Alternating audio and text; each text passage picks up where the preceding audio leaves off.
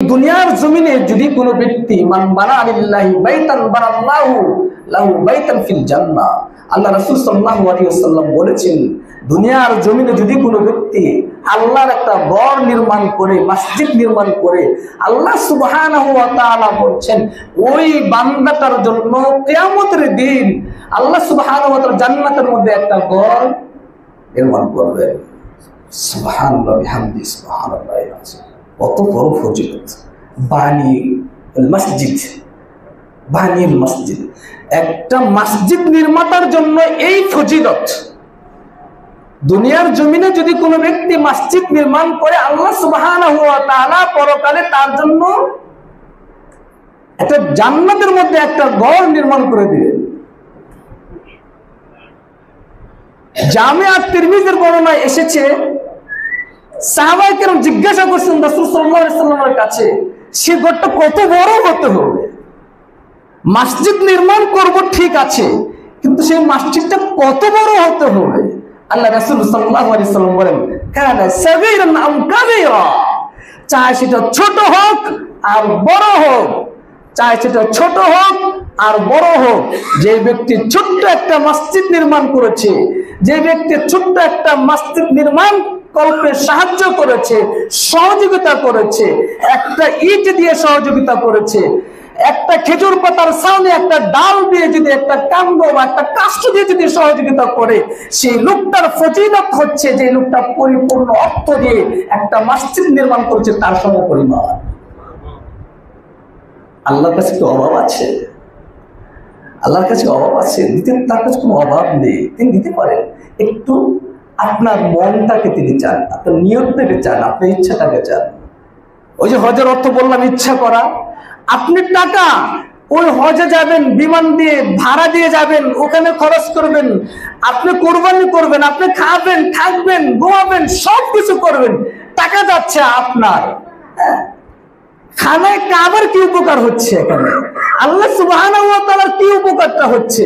এখানে আল্লাহ সুবহানাহু ওয়া তাআলা আপনার নিয়তটাকে দেখেছেন, আপনার কসদ, আপনার ইরাদা, আপনার ইচ্ছাটাকে দেখেছেন, যে আল্লাহ সুবহানাহু ওয়া তাআলার যে শিয়ার আছে, আল্লাহ সুবহানাহু ওয়া তাআলার যে দ্বীনের বা ঈমানের যে একটা মিয়ার আছে, শিয়ার আছে, প্রতীক আছে, সেটাকে আপনি কতটা ইজ্জত করেছেন, সম্মান করেছেন, সেই হুকুমটাকে কতটা আপনি প্রতিপালন করেছেন, সেটাই দেখার উদ্দেশ্য।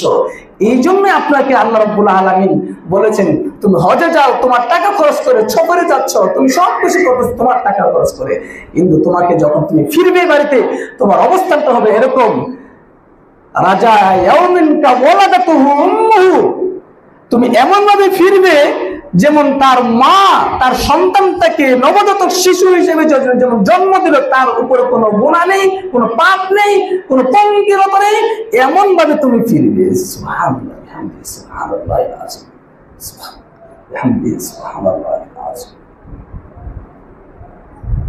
তো মসজিদ আপনার যদি একটা ইট বা একটা বালিকণা যদি আপনার নিয়তটাকে পরিপূর্ণ, নিয়তটাকে শুদ্ধ করে, পরিশুদ্ধ করে যদি একটা বালিকণা দান করেন, আল্লাহ রাসূল সাল্লাল্লাহু আলাইহি ওয়াসাল্লাম বলেছেন, আপনার ঠিকানা, আপনার ঘর জান্নাতের মধ্যে বরাদ্দ হয়ে যাবে, জান্নাতের মধ্যে বরাদ্দ হয়ে যাবে, জান্নাতের মধ্যে বরাদ্দ হয়ে যাবে। খলিফা হারুনুর রশীদ রাহিমাহুল্লাহ মুসলিম খলিফা ছিলেন। তিনি তার সহায় সম্পত্তি হিউজ পরিমাণে, তিনি ইচ্ছা করলেন যে এই সহায় সম্পত্তি রেখে তো আমি চলেই যাব, এই সম্পদগুলো কোথায় থাকবে, এই সম্পদগুলো কে ভোগ করবে? দরকার নেই এই সম্পদগুলো এখানে এভাবে ভোগ করার। আমার সম্পদ দিয়ে, আমার নিজস্ব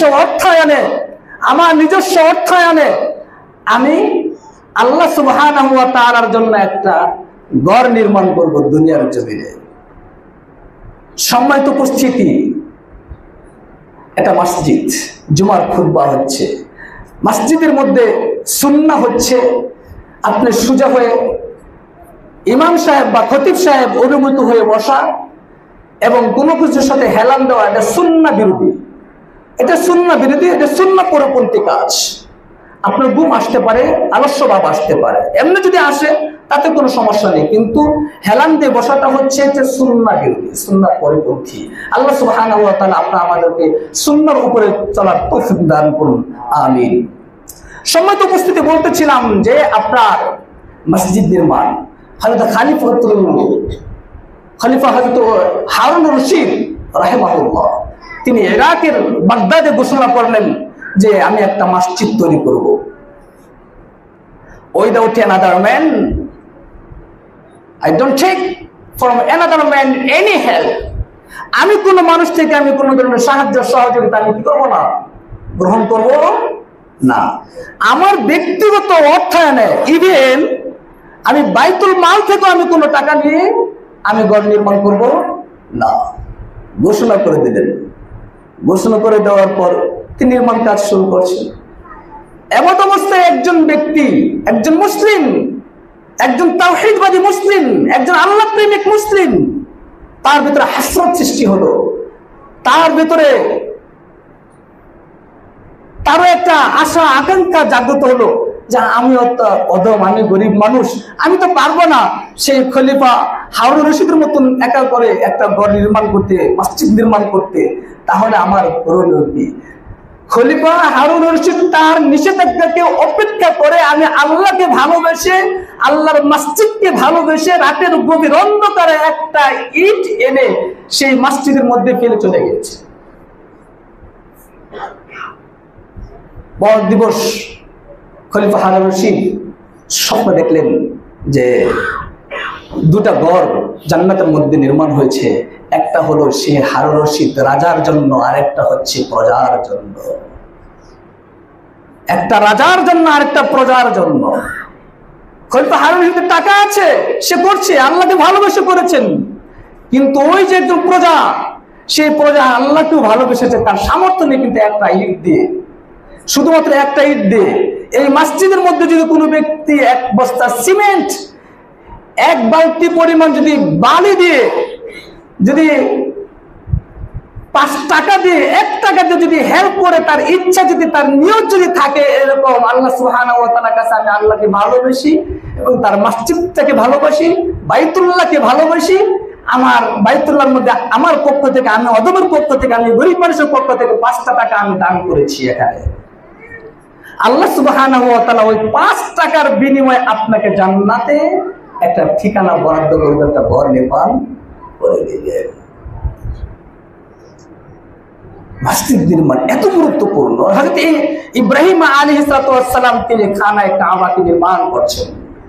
নির্মাণ করার সময় যে পাথরের উপরে তিনি দাঁড়িয়ে নির্মাণ করেছিলেন, যে পাথরের উপরে দাঁড়িয়ে তিনি নির্মাণ করেছিলেন, যে পাথরের উপরে দাঁড়িয়ে তিনি খানায়ে কাবাকে নির্মাণ করেছিলেন, সেই খানায়ে কাবার পাথরটার মূল্য আল্লাহ সুবহানাহু ওয়া তাআলার কাছে এমন হয়েছে যে আপনি হজের উমরার তাওয়াফ করার পরে আপনাকে আল্লাহ রাব্বুল আলামিন নির্দেশনা দিয়েছেন এই মর্মে যে ওটার পাশে দাঁড়িয়ে তুমি 2 রাকাত সালাত আদায় করো।